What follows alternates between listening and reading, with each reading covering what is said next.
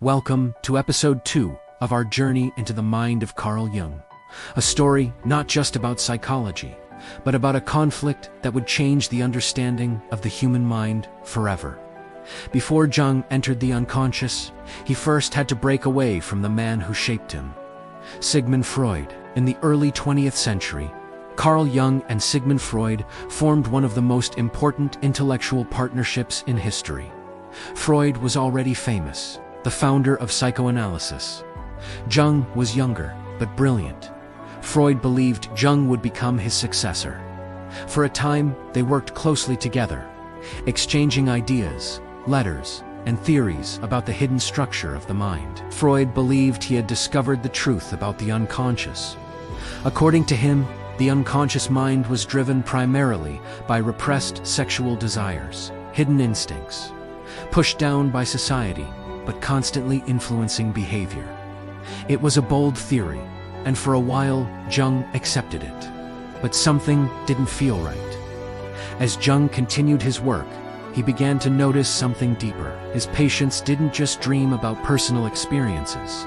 They dreamed about symbols, ancient symbols, myths, religious images, stories that seemed far older than their own lives. Jung began to suspect something radical. What if the unconscious was not just personal, but universal? Jung shared his ideas with Freud, but Freud rejected them. To him, Jung's ideas were too mystical, too far from science. The unconscious, Freud insisted, was about sexuality, nothing more. But Jung disagreed. For him, the mind was not just biological, it was symbolic, mythological, something much larger than Freud had imagined. The disagreement grew stronger. Letters became colder. Conversations became tense, until finally, the relationship collapsed. By 1913, Jung and Freud had completely separated, not just professionally, but personally. For Jung, the break was devastating. Freud had been more than a colleague. He had been a mentor, a guide. Now Jung was alone. No intellectual support, no clear direction, only his own thoughts. And then, something began to happen. Strange images started appearing in Jung's mind. At first, they were subtle, a feeling, a shadow, a distant sense of something approaching. But soon, they would become impossible to ignore. Jung had lost his mentor. But in that loss, something else was emerging. Something far more dangerous and far more important. In the next episode, the visions begin. Like the video, subscribe to the channel, and step deeper into the unconscious. Hello everyone, and welcome back. In our last video, we left off with a seismic event in the world of psychology, the painful and definitive break between Sigmund Freud and his chosen heir, Carl Jung. The letters stopped, the friendship shattered, and Jung found himself professionally and personally adrift. He had challenged the father figure of psychoanalysis, and in doing so, he was cast out into a wilderness of his own making. This wasn't just a professional disagreement. It was an emotional earthquake that left Jung feeling profoundly disoriented and alone. He resigned from his position as president of the International Psychoanalytic Association and felt the ground beneath his feet give way. What followed was not a quiet period of reflection, but a terrifying and transformative descent into the depths of his own minded journey. He would later call his confrontation with the unconscious. The year is 1913. Jung is 38 years old.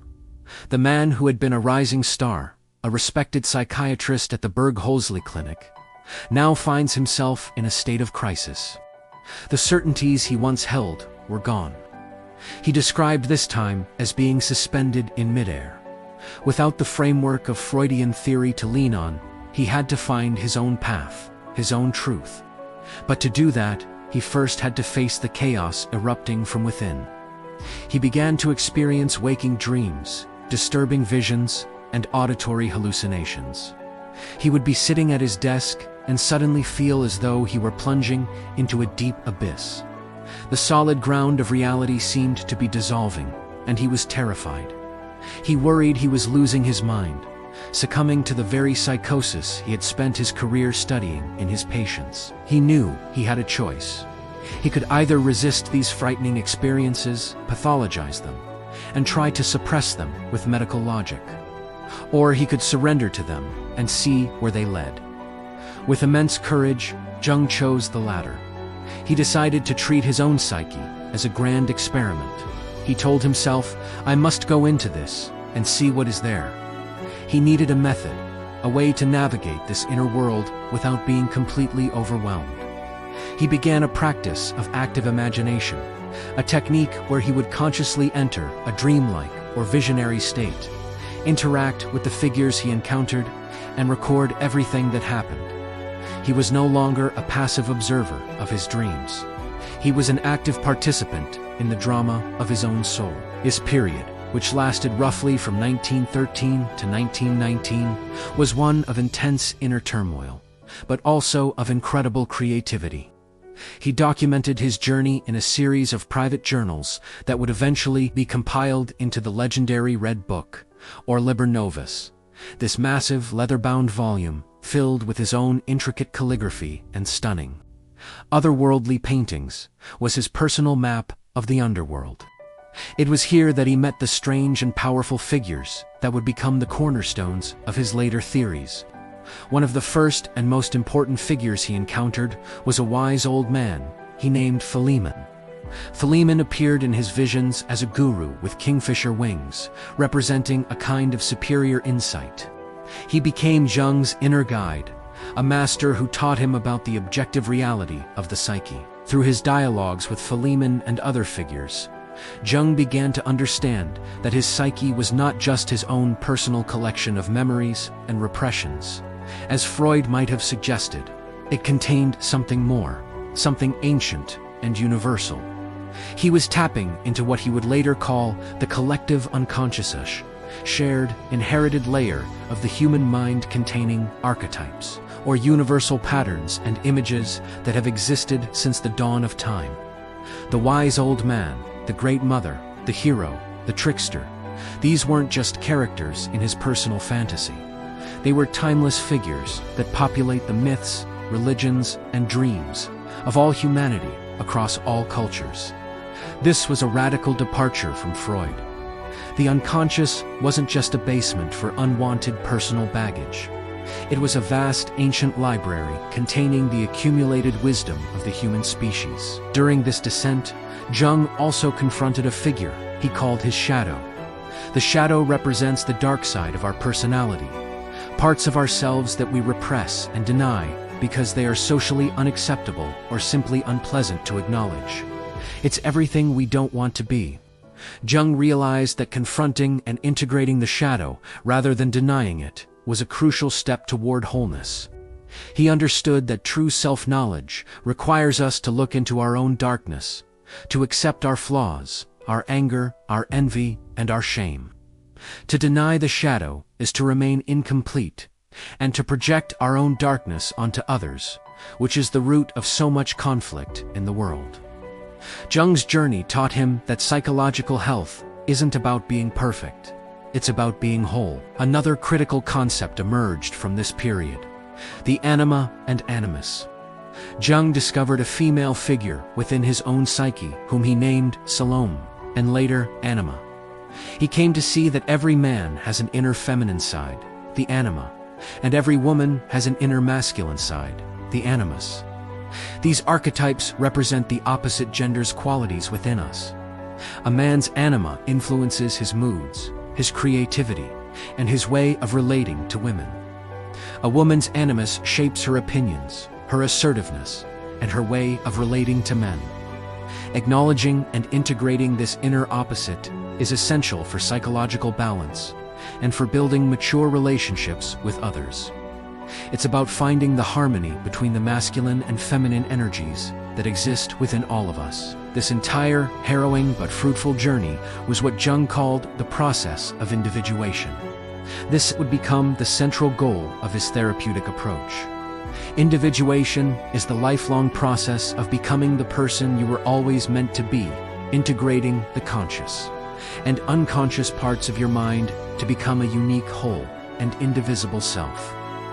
It's not about becoming normal or conforming to a collective standard. It's about fulfilling your own unique potential. It's about discovering and living out your true self, not the self that your parents, your society, or your ego thinks you should be. His own crisis was, in fact, his own painful but necessary individuation journey. He had to break from the collective in his case, the Freudian school, and find his own unique myth, his own individual path. By the end of the First World War, Jung slowly began to emerge from his isolation. He had not gone insane. Instead, he had returned from his journey into the abyss with a treasure trove of insights. He had mapped the hidden territories of the psyche and brought back a new language to describe them: archetypes, the collective unconscious, the shadow, anima, and animus, and the process of individuation. All the major theories that we now associate with Jungian psychology were born from this intense period of personal crisis. He had risked his own sanity to create a psychology that went beyond pathology and aimed for meaning, purpose, and wholeness. He had transformed his personal breakdown into a theoretical breakthrough that would offer a new vision of the human soul. His confrontation with the unconscious was over, and his life's work had just begun. Thank you so much for joining me on this deep dive into a pivotal moment in Carl Jung's life. It's a powerful story of courage, crisis, and creativity. If you found this fascinating, please hit that like button and subscribe for more explorations into the minds that shaped our world. We'll continue this journey in the next video, looking at how Jung developed these ideas into a full-fledged school of thought. Until then, take care.